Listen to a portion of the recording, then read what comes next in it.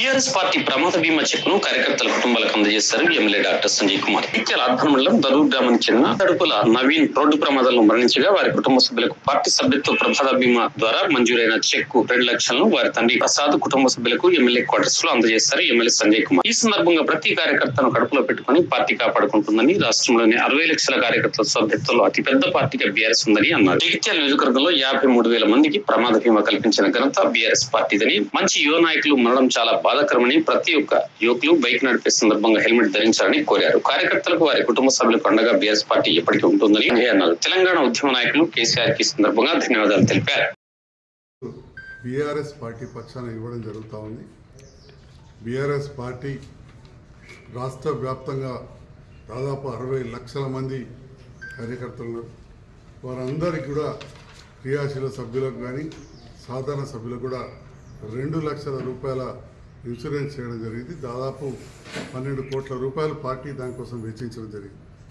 జగిత్యాల నియోజకవర్గ పరిధిలో 53,000 మందికి ఈ 2 లక్షల రూపాయలు ఇన్సూరెన్స్ చేసినాం.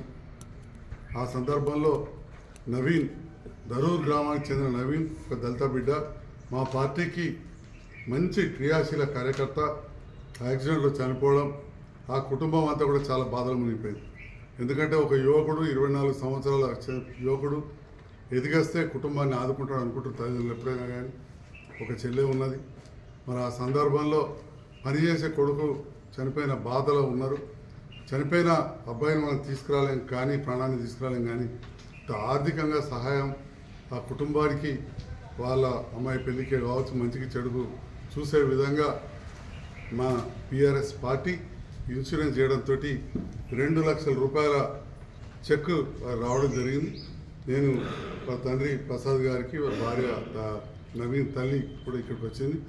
గ్రామ పెద్దలు, మండల నాయకుల సమక్షంలో ఈ చెక్ నవీన్ తండ్రి ప్రసాద్కు ఇస్తూ, మరి ఇంత మంచి కార్యక్రమాన్ని తీసుకున్న గౌరవ తెలంగాణ రాష్ట్ర తొలి ముఖ్యమంత్రి, తెలంగాణ కోసం ఉద్యమం చేసి సాధించిన కల్వకుంట్ల చంద్రశేఖరరావు గారికి హృదయపూర్వక ధన్యవాదాలు.